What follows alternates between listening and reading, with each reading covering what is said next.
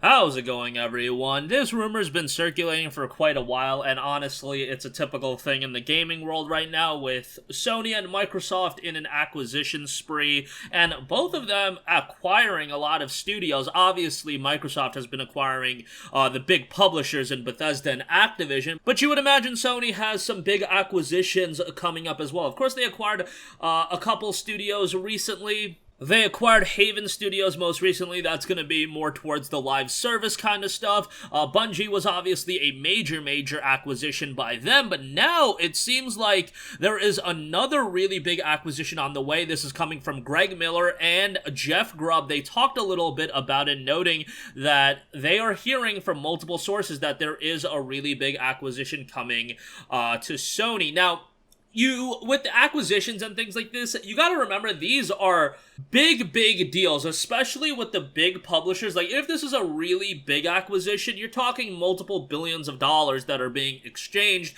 and this is stuff that top-level executives know, and, there's NDAs involved, and it's very hard to actually get information directly from the top-level source about these acquisitions. So a lot of the times you hear from secondhand sources and things like that, and as far as what this acquisition could be, I don't know. But how Greg Miller and Jeff Grubb phrased it, calling it a really big acquisition, that makes me think it's on more so the level of a Bungie and not necessarily on the level of a Haven. No disrespect to Haven, but Haven is an unproven studio and publisher.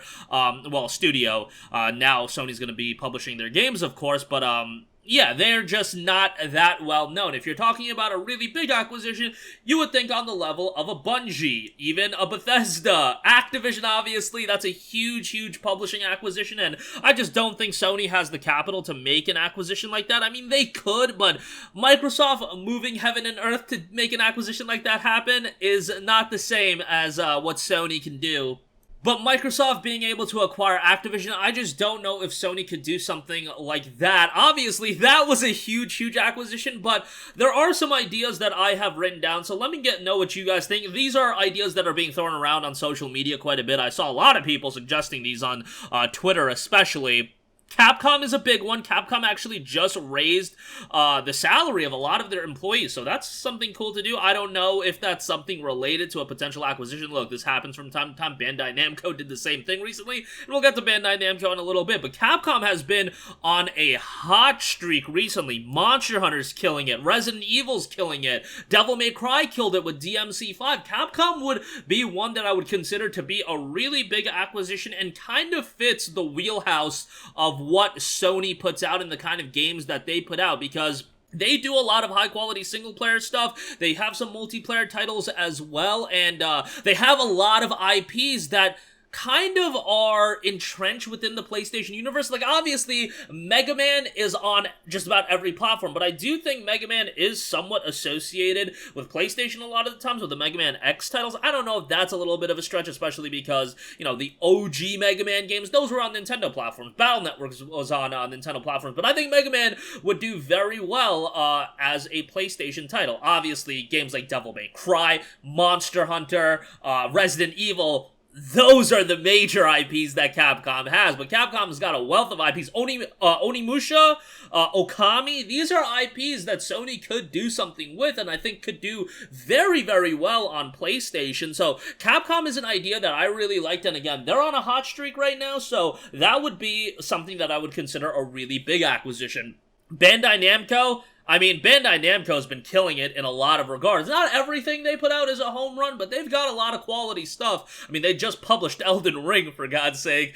So that would be a pretty major acquisition, and they've been killing it with JRPGs as well. Tales of Arise, Scarlet Nexus, Digimon Survive's coming out. One Piece Odyssey is getting quite a bit of buzz, and I think Bandai Namco just has so many IPs under their umbrella as well. That would be a pretty notable acquisition on a really big scale. And the last one, this is the one I see thrown around more than anything else, of course, that being Square Enix.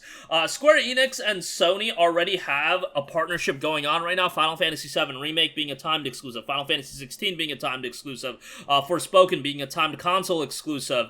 I believe there's a couple other stuff, but Square Enix also took the platform of the State of Play to reveal a lot of those games that they're coming to all platforms, but they went to the State of Play route where they revealed DioField Chronicle and Valkyrie Elysium. So It seems like Square Enix and Sony have a pretty good working relationship. I mean, that seems like it's been the case for a very long time. It's just that, man, Square Enix would be a very, very major acquisition. And you gotta remember, Square Enix been working on some Marvel titles. Marvel titles kind of going hand in hand with PlayStation right now. So that's another option, and that's by far, as far as publishers go, not just one studio, as far as publishers go, Square Enix is by far the one that I see being repeated over and over again because, of course, you know, Final Fantasy has been more so associated with PlayStation, even though the games have been on just about every platform. I mean, FF12's on, like, everything. FF13's on Xbox, PlayStation, and PC, but if you break down the numbers, I'm sure the games sell the best on PlayStation, especially the newer ones as they come out, and FF16, of course, being a timed exclusive or an exclusive outright, I don't know exactly what the details of that deal are, but FF7 ultimately made its way to the Epic Game Store. So Square Enix is definitely one that I think people are suggesting the most more than anything else. And as far as publishers go, guys, this is not a great thing for the consumer. Like, who cares if Sony acquires a publisher? That just means they have the opportunity to lock out the game from other platforms. You don't want this at the end of the day, but, I mean, if Microsoft's gonna do a bunch of acquiring these publishers and studios, Sony's gonna do it as well, and Sony's been doing it. Sony's always done timed exclusives and, you know, secured deals to get games on their platforms first, and Microsoft's done it as well. It's just the nature of the beast. And it's gonna be happening. I did see ideas of a couple of other studios from Software. Obviously, that would be pretty major. Sony actually had the rights to Demon's Souls way back in the day, but I think they, like, foregoed it because Demon's Souls didn't do all too well. Initially, when the Japanese release happened, Demon's Souls didn't kill it in the sales numbers, but From Software, obviously, at this stage of the game, their value is sky high after the success they've had in recent years. And then Hideo Kojima, whatever his studio's working on, that's another option I saw thrown around as well. It could be other, you know, smaller studios, and I'm sure, and Jeff Grubb noted that he hears all the time that X company approached a Y company for an acquisition, but you can't really report on that. That's just an approach, that's an offer being made, that's, you know, feelers being sent out, but ultimately, if a big acquisition, a really big acquisition as noted, is happening, you know, the top level would be at the tier of like a Bungie acquisition on the Sony side of things. Is it going to be like a Bethesda tier or Activision tier acquisition? I just don't know. That's a gargantuan acquisition happening, but something on the level of a Capcom, Bandai Namco, or a Square Enix happening, being acquired, that would be pretty major. But again, at the end of the day, not a great thing. Capcom games have been multi-platform for so long. Bandai Namco games have been multi-platform. Square Enix games have been multi-platform outside of these exclusivity deals that Sony's been making. So it's not really the way you want to see things work. However, you know, I just want games on all platforms. Like, put the PlayStation exclusives on Xbox, put the Xbox exclusives on PlayStation, because Xbox is gonna be having a lot of exclusives, so that's what I would like to see, but, you know, what I would like to see is ultimately not gonna happen. This is a business, and they want to make as much money as possible, and if they see acquiring these publishers or these developers as the, you know, pathway to make the most money possible, that's the end game here. It's a business. So that's gonna do it for me. Let me know all your thoughts in the comment section down below. Interested to hear from you guys. Like, what publisher do you think could be acquired by Sony, or what do you think? I'm not gonna say what do you want, because I don't think anybody wants more acquisitions to be happening. I don't think it's a great thing when you know, major companies just own all the publishers, but hey, whatever. At least with Microsoft, all those games are going on Game Pass now, so, you know, I'll play them on PC and I'll sign up for Game Pass. It's a bargain of a deal. So we'll see how everything turns out. Again, sound off in the comment section down below. Thank you for watching, and goodbye.